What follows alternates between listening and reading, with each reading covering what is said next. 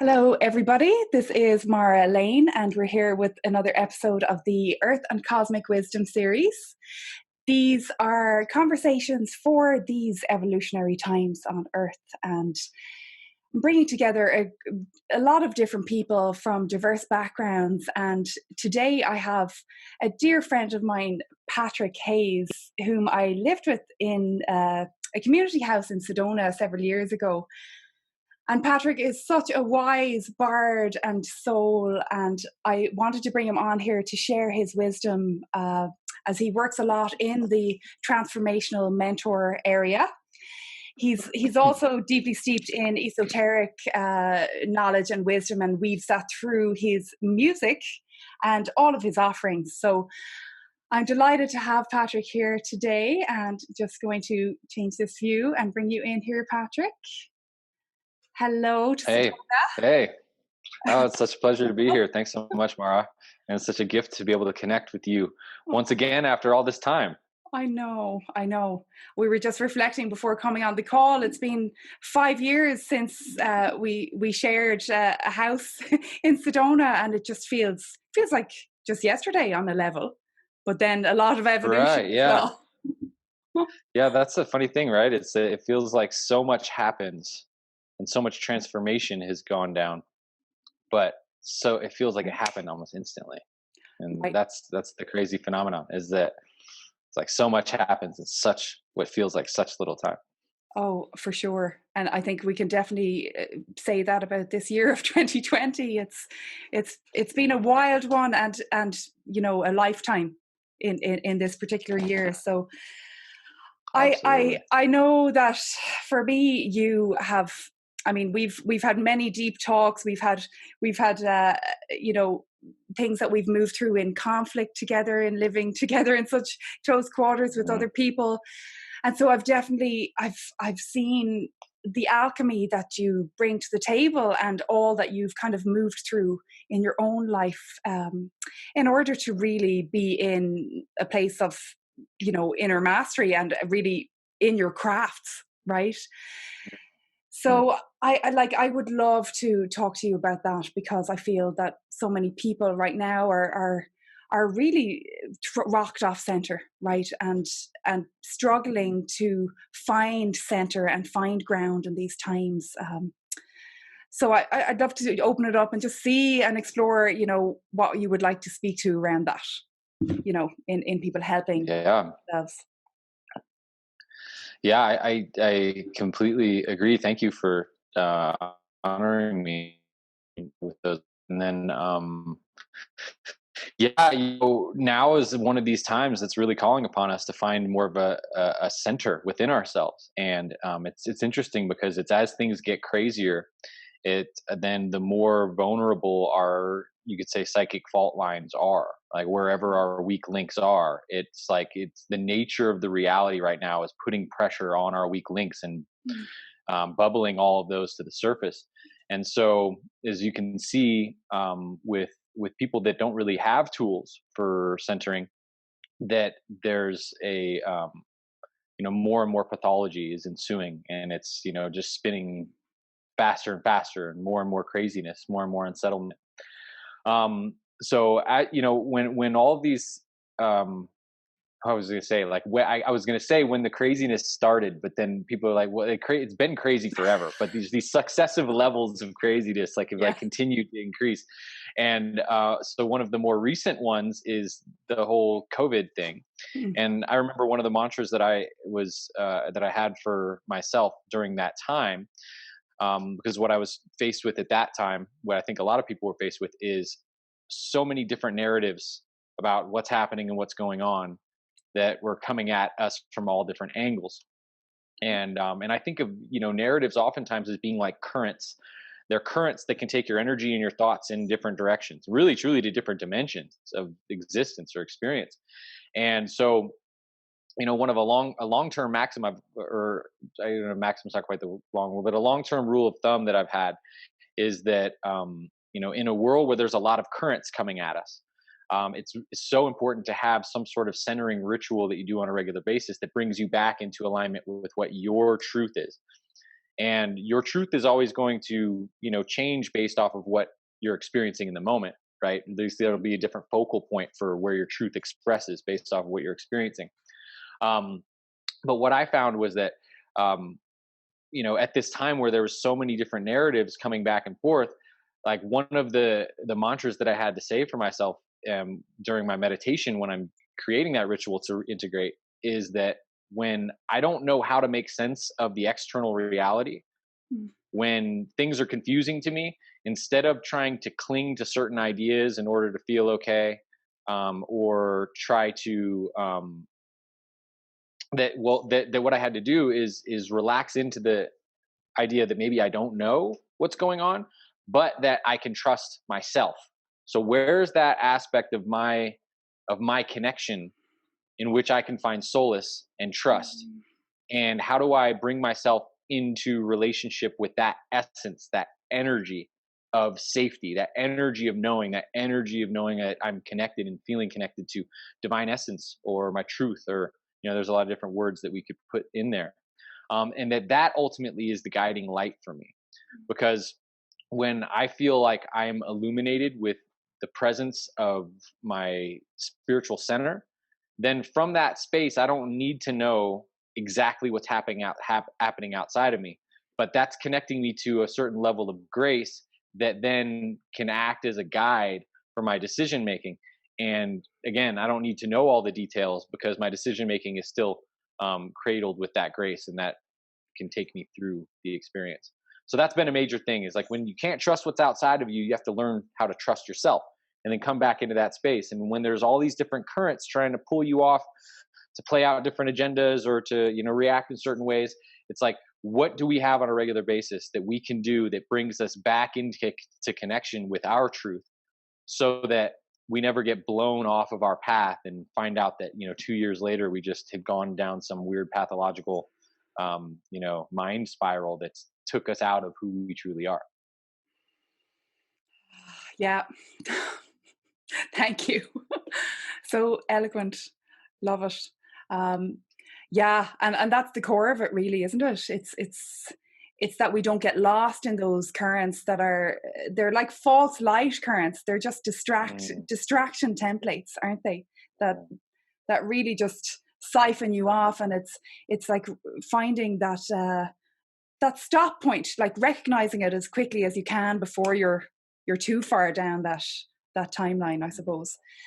mm. But I mean, I feel also that if you go down a certain route like that, perhaps you're meant to, and there's still more to explore down there for you, right? Absolutely. It's like wherever you end up going, there's always a way of turning that into value for Mm. yourself. That doesn't necessarily mean that every time that it was unavoidable, because we do have free will, and sometimes we do.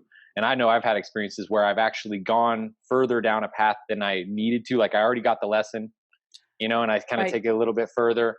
Yeah. And I guess there's a lesson in that also. And that's the empowered way of perceiving. Like once you've already gone there, the only way to really perceive it in order to fuel you is to extract the lesson from it, and then and integrate that deeper lesson, and then be Yeah. grateful that you experienced that, because for some reason you kind of had to go that far before you learned how to come back and integrate that. Um, but I Exactly. also but I also say on the other side of it is that you don't always have to go down different paths. And the reason why I say that is because um, that gives you more choice in the moment. Like to realize that there's still critical decision making opportunities like in every moment, Right. and that and not to get caught in the idea that every time you make a mistake that somehow that was like your fate. It was like your fate to make the mistake. You had to make that mistake in order to learn, because you can also learn without it. But once you've made Yeah. it, then you have to figure out how it served you in some way in order for it to like boost you back with momentum in the other direction. So Right. that's kind of like the technique for managing when you have kind of gone down the spiral of some sorts. Yeah. Yeah. I've been down many spirals in my life, I have to say. Mhm. I can recognize that. Yeah, and I think that that speaks to something that I really feel connected to you on, is kind of similarities in our own path and journey, in terms of, moving through addictions and moving through, that kind of phase of of earlier life where you suppress your gifts and all of that, and then, the moving through, into a new sense of self. And I know that you had like one of those divine grace kind of intersection moments in your own life that helped you. And I think because so many people are struggling right now, and there's a lot of suicide, particularly there is here in Ireland. A lot of people are using that exit point right now, to leave, and so the struggle is so real for so many people, and addiction patterns that maybe, were thought were healed are back again for many people, maybe in a different form than before. So I'd love you to speak to, what helped you bring you through, and what helped shape you into the person that you are right now, and Mm, ever evolving, of course. mm. Yeah. Well, there's so many things that have helped me. Um, that but if I'm going to generalize it, I would say that on one level, I want to give credit to whatever forces are out to just help humanity in general, and that were out to help me, because there's bullets that I dodged in my past that were nothing short of miraculous. And so I absolutely have to give credit to whatever higher power was working with me. And I have my own ideas about different titles that I give the higher power, the different dimensions of that. But that's not really important for this description here. But then what I would say is as far as my collaboration with the grace that, in a sense, saved me in many different ways, I would say that it was pure intent that ultimately I feel is what made those certain levels of grace available to me, because there were very key distinction points in my path where I became conscious of the clear decision and one of these decisions was to be the best person I could possibly be, and really dedicate myself to that from a pure place. And the kind of miracles that opened up for me once I made that commitment was reciprocal in some sort of way. And I was able to acknowledge that it was very clear that that was, one of the shifts that I was able to make internally that opened me up to certain dimensions of energetic support that wouldn't have been available otherwise. And so that comes in so many different forms, whether that comes in a beautiful soul comrade that comes along your path and picks you up in a particular situation when you need help, or whether that comes from an energetic blessing that you either consciously or unconsciously get from some beautiful being that comes along and kind of reorients your energy field in the moment, or the intuition that you get to go this way instead of that way, and then see that, wow, you could have easily gone that way, and that way would have ended in a really difficult or tragic outcome. So yeah, like, again, in the general sense, I would say that the thing that supported me, that helped me the most, was getting clear about what my true heart's intention was, and then committing to that. And my true heart intention happened to be something that was more or less pure, in the sense that, like, I want to be a good person. I want to help the world. I want to be of service. And so when I was able to come to that and really clearly crystallize that within myself, and then, dedicate myself to that, that was the thing that opened up for many different experiences to come along and kind of guide me on the path to the realization of that, or at least the beginning stages of that realization, which I feel like I've been able to accomplish at least a little bit of so far. Beautiful. Yeah. Thank you. Mm. Yeah. And your way with words, I just love your way with words, Patrick. I was listening to your music before coming on the call, and you really are a magician with the word, Mm, and how what you speak and how you speak can really help people, and from that place, the service that you bring with that is just, it's amazing. So I mm. want to acknowledge that. Oh, Thank thank you. you. Are Thank you you. are you still You know, creating? you're incredible with words also, I must say. Oh, And thanks. in the way that you write is just so beautiful. Thanks, And Patrick. the only thing that I don't like about your writing is that I want to hear your voice because you have such a beautiful voice. And when I'm reading it, I have to just imagine your voice inside my head. Oh, it's step by step, Patrick. Yeah, right. It's Definitely. it's definitely, as you know, like the creative process, isn't it? It's such a journey, and such a journey to finding your voice in the different forms and the different ways, right? That it wants to Mhm, express itself. Um, mhm. but yeah, I think now more than ever, people's voices are being activated to new levels, aren't they? Really, Absolutely. with Yeah. Yeah. and that way Language of. is such a I was gonna say, in language is such this like beautiful thing that we have, but you know, this thought is coming to my head of this description of language being this carrier wave um for like true kind of clairvoyant or telepathy. You could even think of it in a sense like that, but like a clairvoyant perception transfer. And so when I think of language, it's so interesting. And this is partially, this is connected to why like I love hearing your voice too, because in it there's so much more, right? And so every step away is like there's more, there's less information that is transmitting.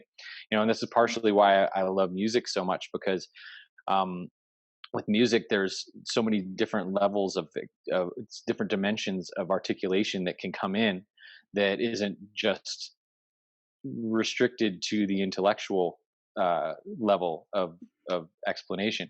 But there's this process where I feel like, when we're communicating, I feel like true communication is where there's this living kind of clairvoyant transfer that happens. And then the language just really becomes like a medium or a carrier wave to transfer this like clairvoyant language.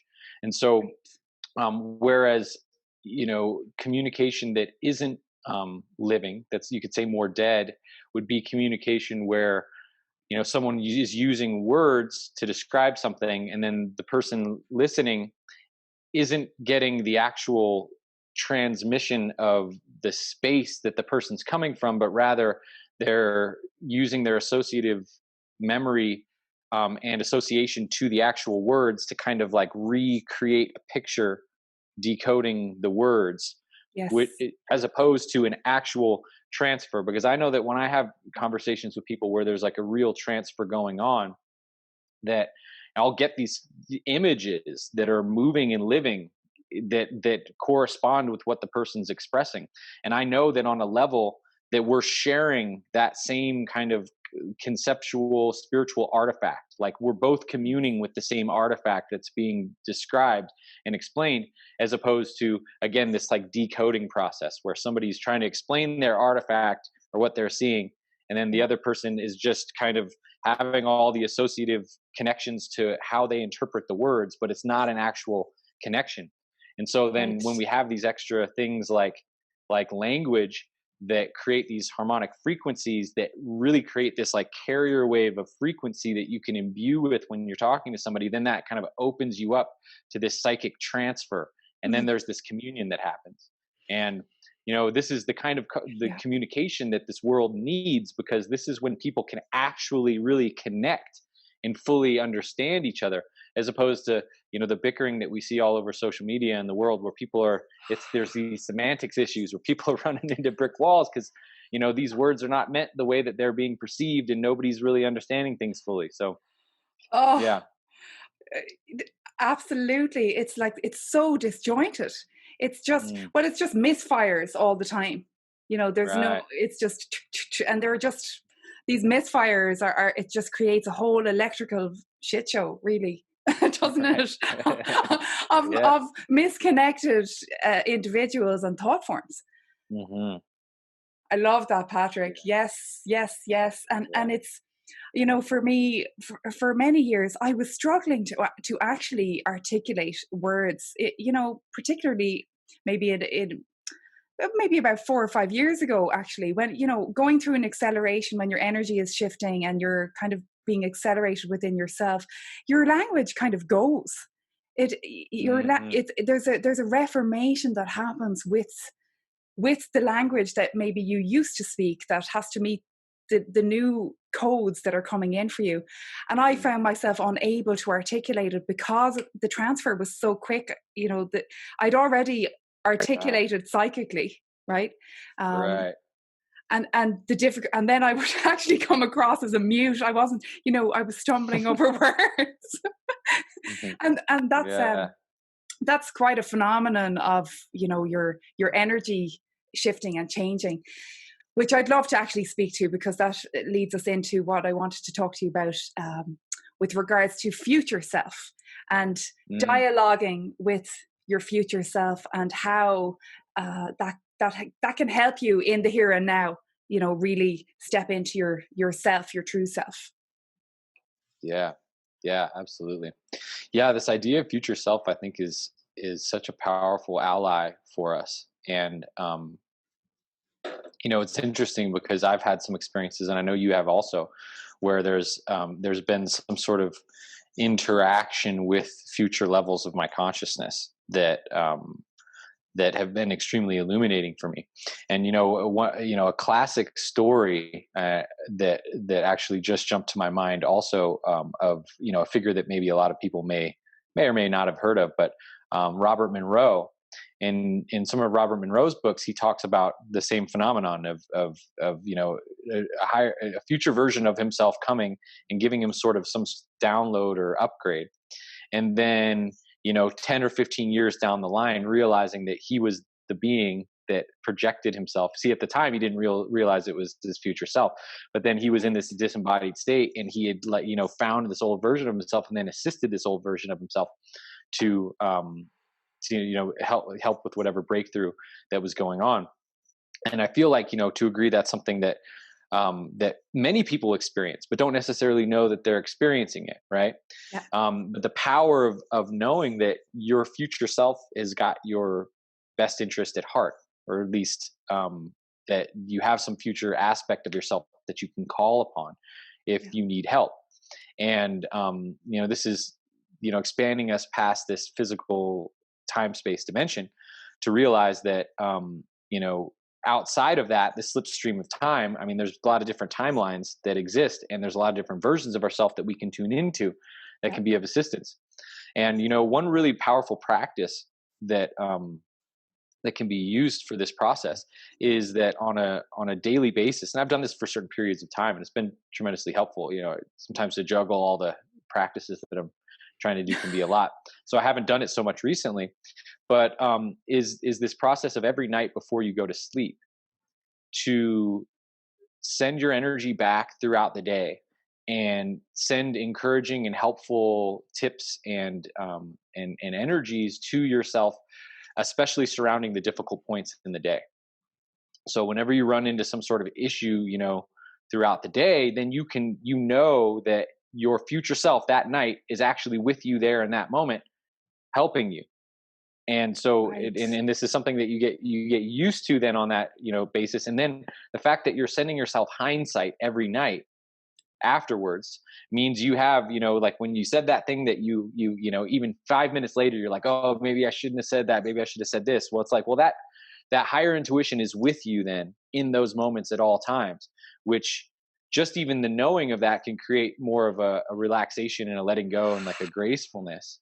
But Right. then also the metaphysical reality of that energy and intention that is there to support you, that exists outside of this time realm, because the thought realm exists outside of time, is Yeah. actually there to serve you, and it does actually serve you. So that's Love like a that. really kind of powerful practical way of working with that idea. I love that. That's great. I'm going to try that tonight. Yeah. Yeah, that's really Yeah. good, Patrick. Um, yeah, it's. I mean, there's a lot in the future self, and in the, you know, what dimension of your future self are you connecting with, and you know what, who do you interact with? You know, that can be confusing.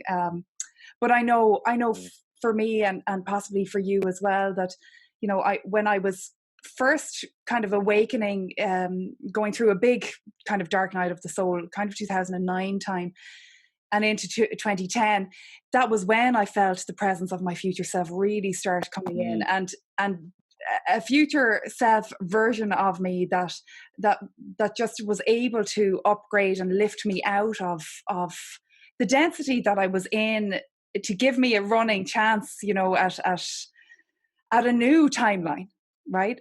mm. Um, and so I experience. How do you experience your future self now? Because I don't get the same sense of that. It's like I feel like she's more integrated in Mm. me here Yeah. and now, right? Mm. What's your sense of Yeah. that? Well,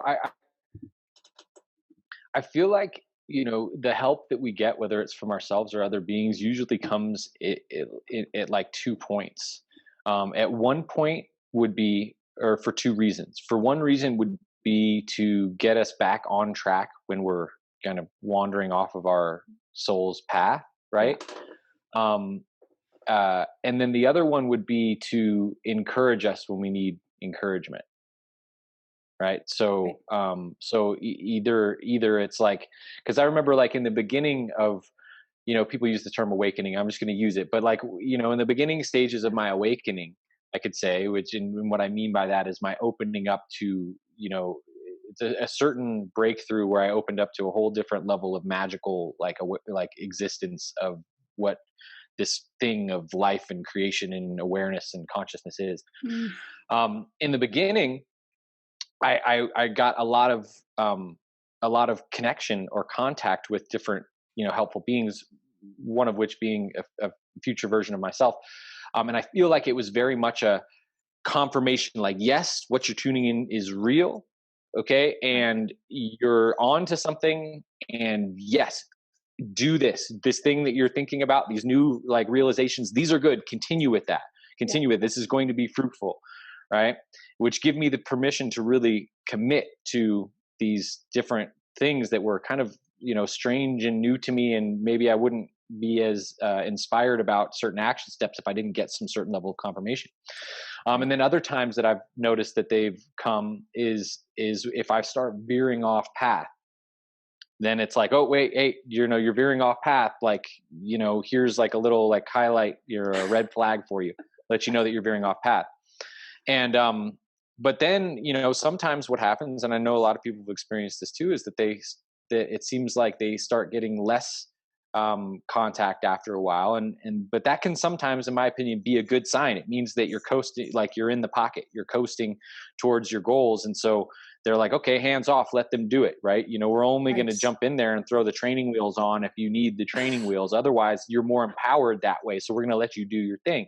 Yeah. um so th- but as far as more precisely, I think what you're asking, as far as my experience with my um, my future self or higher self or whatever you want to say, I had one in particular experience that I think is the most notable, and this was during a period of my life when I was on the cusp of some really big changes. And it seems as if this future version of myself came in to give me a major uh, energy body boost, is how I would say it. It came in to kind of reconfigure my energy body, and they came in and had an interesting way of introducing itself by showing me a particular symbol and giving me a particular sound that was associated with a particular order. And then it felt like what was a series of probably several thousand micro adjustments inside my um, a lot surrounding my you know, in my heart area. Right. And there was like a lot of these little micro adjustments that were in a sense, you could think of it as like transdimensional, like alien acupuncture or something. It like opened up Yeah. these like different energy pockets that it didn't exist, and there are all these tiny little micro adjustments. It was like tiny little micro adjustments all throughout my torso, and then I started getting flooded with like a really really powerful energy. And then this being that future version of myself was guiding me through the process of what it was like to exist with that level of energy coursing through me, and the nature of the thoughts that are in alignment with that, and the nature of the emotions and the responses towards different associations that are associated with that.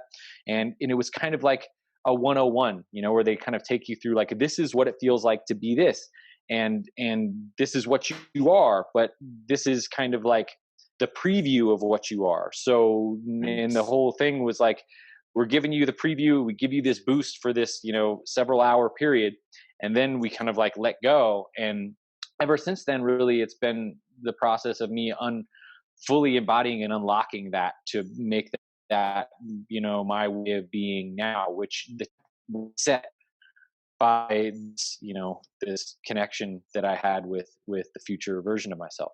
And it was cool. I mean, they were showing me different star systems, and they were explaining different things about stuff, and all of which I took with a grain of salt. But it became more and more self-evident over time that this was an aspect of my future self, which in a way I could even say that it was it was me, but it was also like a totally different being at the same time. But that's what you are in the future, right? Right. You become so much more that it's really like you're this alien creature to yourself. um It's but true. but you can find this thread of soul essence that connects you in the present to the future version of yourself. Hmm. Yeah, that's powerful. Yeah. So you're basically you're unraveling and unpacking all that's being kind of installed in the system, really, aren't you? For probably the rest of your life. Yeah, I don't know. I like to think that the future me will come back and like have a cup of tea with me once I can integrate that lesson fully. And I would love to be able to integrate it sooner than later. But I definitely, while I've been able to get into similar states on my own and sustain them to somewhat a degree for long periods of time, it's that state I was in is not my like set point state. Yeah, It's like something that I'm definitely working towards and have been for a long time. exactly. Yeah. Yeah, Yeah. I can relate to that for sure. It it's a process on all Yeah. levels. Yeah, and I love that, because I think like you spoke to earlier, many people are having these kind of experiences nowadays, and not really, they don't have the language for it. There isn't Mm, they don't understand what is happening, particularly as so many of the veils are falling, and all of these constructs of what was former normality is just kind of breaking down, right? And you can mhm, see, like, I can see it every, it's like there's a wobble almost in the collective mm, consciousness, and as people's psyches crack open, right? And more mm, than ever, people need to be able to have these kind of grounded practices that help them understand and integrate these energies, because otherwise this psychosis is, you know is it's a real real. issue. Yeah. Hmm. Absolutely. Yeah. I think that that that I think even more people are having these experiences than people even know. And what I mean by that more specifically is that um, because so many people that are having these experiences don't have the frameworks and the understandings to integrate the experiences in a healthy way, oftentimes people can't even remember that they're having these experiences. So they'll be having things happen to them in dream states or like different spaces, um, and then it can't really dock into their uh, everyday understanding of themselves in the world, and Mm, so it stays like one step removed from their walk around ego consciousness. And So that's interesting. And I also mentioned that because, for anybody that's listening, the intention is not to create this kind of like, oh, I got this like connection to these beings and they like upgraded me and like made me, or myself or whatever, like to create that, because there's not like a status thing here. I think that everybody on some degree is having these experiences, and the crazier they are, then sometimes the less likely it is that we're going to be able to like integrate that and bring that back. But Right. what I will say is that, one of the powerful tools, that we can develop with our own intention in our everyday lives to help us to integrate these kinds of experiences is the study of spiritual science, because spiritual science ultimately, is the framework, for being able to integrate these kinds of higher dimensional, experiences, because it's basically like gives you the conceptual basis to understand what potentially could be happening, so that there is a place that the experience can dock.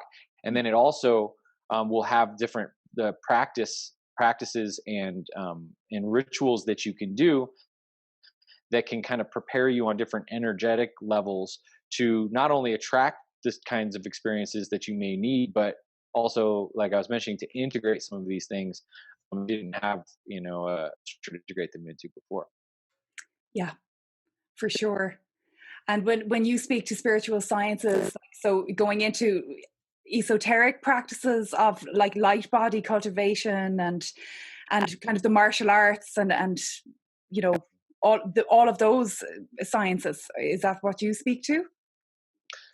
Definitely, yeah. There's different levels of mystical. There's different mystical branches, Yeah. of many different traditions. Right. So, yeah, I mean, look across the world. In the East, especially, there's this. It seems like all of the traditions, or the majority of the traditions, I won't say all, but as far as I know, majority of the traditions in the East all have some sort of, like mystical initiation practice ritual, dimension of the religion. Right. Whereas in some of the Western religions, just like Catholicism or Christianity, they're in the public, um, fellowship of these religions. There's not so much, a particular like, set of methods for practices that awaken the clairvoyant or the psychic or the energy body faculties. No. There are in Christian mysticism, if you get into, but that's more underground, right? That's like I said, a Absolutely. different branch. Um, but I will say that all the traditions, on some level, whether it's, in the front or in the back, have some sort of practical application, practices that are used for, to prepare the body for initiation.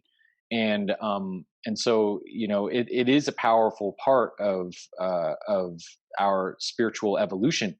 And it's in the Western approach in its reduced form is it's an indication that the over conceptualized, over mental, and non applicational kind of like, philosophical, non practical, approach that is often associated with learning, in the world, which you even see like in schools, where Yeah. it's about like, it's all in a book, it's all just a philosophy, it's all just an Right. idea.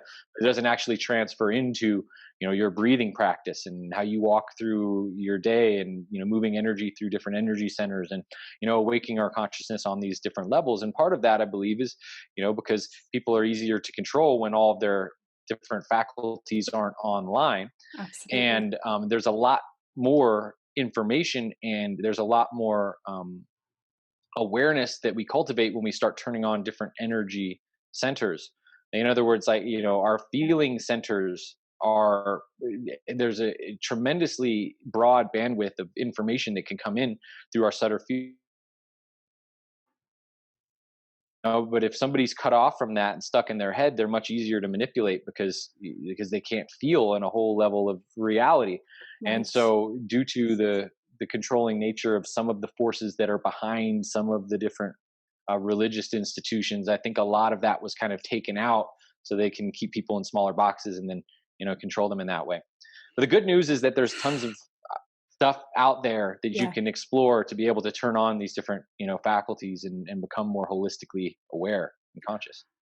Oh, and thankfully, that there is a bulk of people who've kind of been embodying and practicing and clearing the way, for greater access for people Mm, in these times and moving forward. That the initiatory rites maybe wouldn't be as how should I say, wouldn't be as tough as maybe in previous times. That there's greater consciousness mm, access now, right? right, right. Yeah, it's like the Peloton effect is one example that comes to mind, which is when the bicyclists, but like all cycle, that Oh yeah, usually yeah, one in the very front, it's hardest to be in the front because you're having to cut all of the air yourself. But when you're in the pocket with the big group, like there's this air vacuum, like not vacuum, but there's this air slipstream that's created where it kind of carries you. You're like coasted because there's other right. people doing it too. And Yeah, yeah, I mean that's that that's we that. see that in all dimensions, right? Like the Yeah. pioneers of a particular style of music or of a particular kind of science. These pioneers have to cut through the jungle with their machete because there's no path. But once there's a path there, then it's a lot easier to Oh come yeah, online with it later on. And yeah, I've witnessed that, in the rate in which I've seen people develop. When I was watching people develop 10 or 15 years ago yeah. versus the rate at which I can see someone develop from kind of like a novice into like a certain level Adept.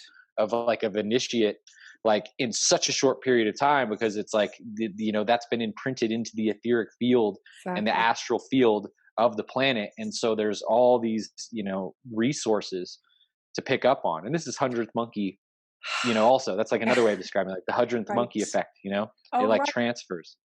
Yeah, So true. Yeah, and it's lightning fast right now. My God, it's crazy, right? it really is. And I think because that access is it's so there, and there's such acceleration right now. And of course, it goes hand in hand with the destabilization, right? That's happening on the flip Hmm. side of it. Absolutely, right. Yeah. Yeah, and I know we've had many conversations in the years gone by about different timelines, people choosing their own reality. And I Mhm. think since moving back to Ireland, my whole life changed on so many levels that I just didn't perceive things in the same way, because I had to walk through kind of different initiations really over here. And I also, going deep into the shadow and loss on the deep levels, that you kind of part of you doesn't want to have those conversations that are just you're creating your own reality and whatnot, because you're in such a deep space, right? That uh, a lot of that spiritual architecture or languaging, to me at the time when I was deep in it, felt just not relevant, and also deeply bypassing on some level. um, Mhm. and and I think I'm very cautious as well to speak about timelines and realities, and that to to shame anyone into thinking that if they're on a timeline that is not is suffering or whatever, they're not in the right place. Mhm. um so I have a difficulty understanding that at times, Yeah. and when I see it, and I see it through, the people that I'm connected to, and different friends living very different realities right now, to, we'll say, what I'm seeing in my country here, where we're all locked down, we can't go anywhere. It's like, and then you see a whole other reality elsewhere where people are gathering, and as if nothing is happening. So it's such a Mhm. funny dance right now to witness and observe, you know. Mhm. So I don't know why that Yeah. came up, but I suppose because you're in Mhm. Sedona, and I know I know that Sedona kind of exists in its own reality totally, you know. It absolutely does. Yeah. Yeah, it absolutely does. Yeah, that it is such a fascinating conversation because I've explored the idea of parallel dimensions as it is explained by different channels and different people and different even entire groups of people that that are really excited about that as a real possibility. Yeah. And I'm still inconclusive about, not about whether it exists at all, but to the degree at which it exists. Like in other words, like, yeah, it doesn't feel like it's realistically available uh, for absolutely any dimension that you could possibly imagine to just manifest out of where you're at. There's a certain like, um, and maybe that is like at a certain level of development. Um, Yeah. but then also the quality, or the moral implications of that kind of traversing through reality, because the part that loses me about it is this kind of like escapist quality, Yeah. of, okay, well, I'm just going to shift to another parallel dimension where everything's like harmonious for me, and then but then, like, what about like the human evolution? What about the bodhisattvic vow? Like, in that sense, you're just kind of like leaving people behind to like go and live in some other, cushier environment. But that doesn't. But if you're connected to the soul, to the group soul of humanity, like, wouldn't you want to be helping people, right? And then the counter argument to that is that, like, well, that is the process of helping people. You create a higher dimension in another realm, and then that vibrates out, and then that like Right. helps other people in that sense. But then the level of bypass that gets justified with that kind of perspective, Yep. I see not play out in like a healthy way. um and this brings me to the question of the misuse of wisdom, and whether uncovering a technology to shift dimensions is utilizing some sort of like higher wisdom for a self-serving kind of avoidant purpose. And so that, like, while it's possible, um, in a sense, it's not necessarily. It still is like some level of avoidance potentially. And I don't know fully, but sometimes I feel that there's some sort of truth Mm. that exists, that's worth exploring more. And Yeah. and yeah, I mean, it gets really deep, and this could be like a whole different I rabbit know. hole to I go know. down. Is Yeah. of where I'm coming to these kind of like questions with myself. But um but nonetheless, I mean, I do see the absolute power that we have to create realities, and Yes. that when in more so than the individual creating their own reality and shifting, the power that groups of individuals have to crystallize realities. And by realities, we can speak on many different levels. The more malleable levels of reality, or levels of reality having to do with belief system, or like Yeah. emotional orientation, right? And you can see that when somebody with a very strong like sense of a certain idea or paradigm can walk into a room and then shift people's paradigms in that moment to match their paradigm, and in a sense, like on the paradigmatic level of Yeah. consciousness, has like shifted the reality inside that room, right? Totally. Then, as it densifies, it seems it's harder and harder, or at least it would require more and more like development for a being to shift realities. So, Yeah. then as it moves, then you could say like emotional realities are relatively malleable, mental Mm. realities are relatively malleable, belief system realities relatively malleable. But then when you get to like rocks, like stones, like in the Yeah. world, like to make those stones turn into like orange juice, that's like a whole different level of like shifting realities, right? Or Yeah. disrupting what we would consider the linear process of like science, as we look at it with its bendable or more sturdy laws of science. And so then there's Right. all these kind of different levels of, and but one thing that is very clear is that when you get a group of people together, the larger the group of people that all Folks. have a like the same paradigmatic belief about a particular thing, then they create realities that Yes. become more and more sturdy the more energy is brought into it. And that could be seen as the entire society that we live in today, with all the buildings that are built and the Right. infrastructures, and the telephone companies, and all of these things have been built by humans to actually solidify a reality Mm, that is no less real than the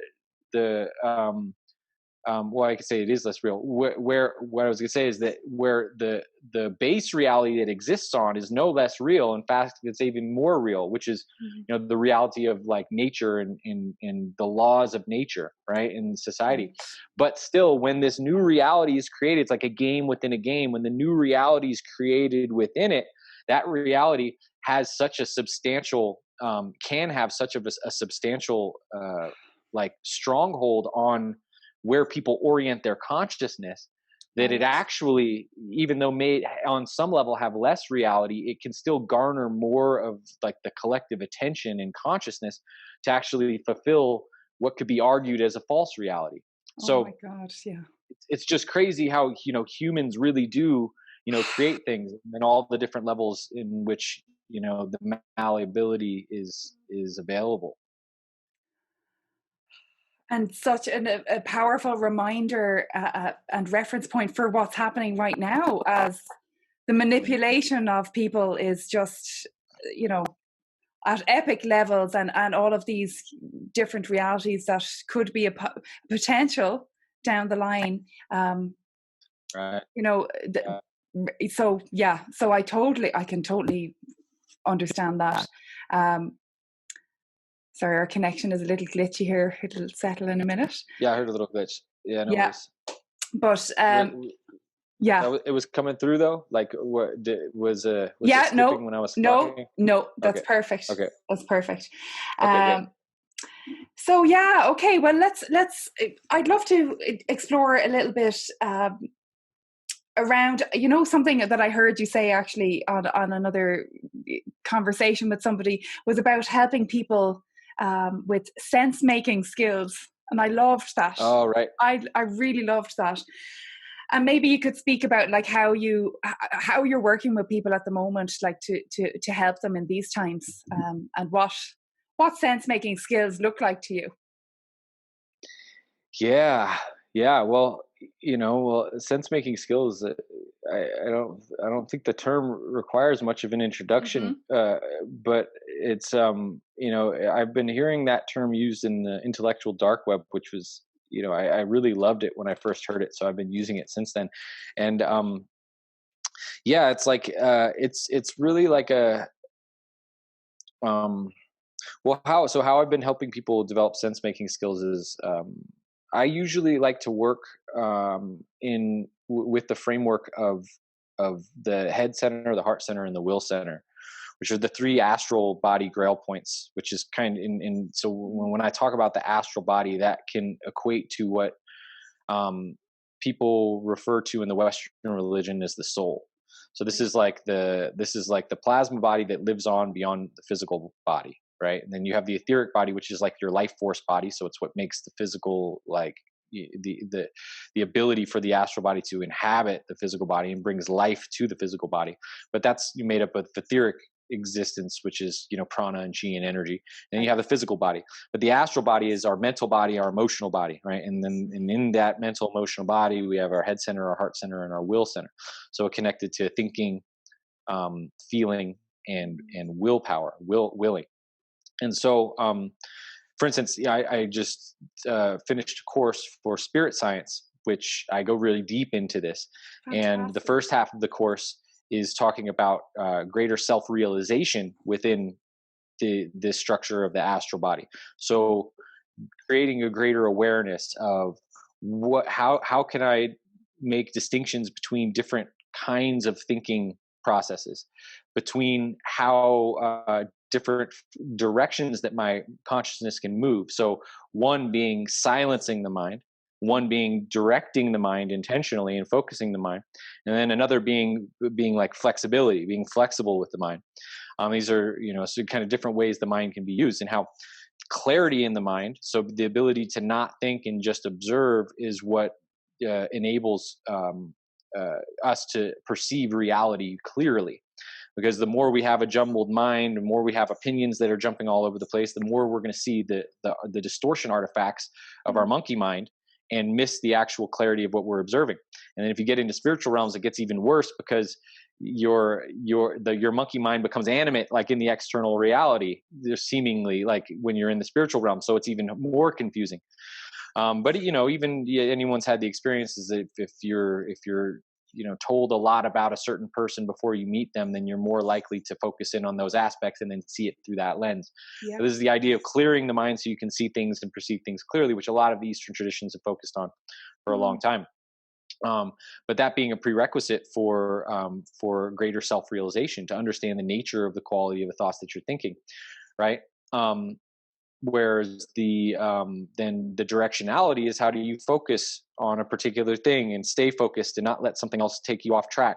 How do you construct stable belief systems or stable thought forms that exist and have like a symmetry to them that are very powerful as like a creator in higher realms, and in the physical realm, right? And manifestation in many ways is how stable can you construct your thought form intentions and then match it with a vibrational signature that's in alignment with that, and then persist in your actions towards that, what you're going for. I mean, that's one kind of abridged way of describing the manifestation process. So without going too deep into it, it's developing more self-awareness on the mental level, on the emotional level, discerning our emotions and how emotions work, and then on the will center level, feeling our will center and how we get pulled in different directions, and how we need to call willpower in to push against certain currents when we want to reset a pattern in our life.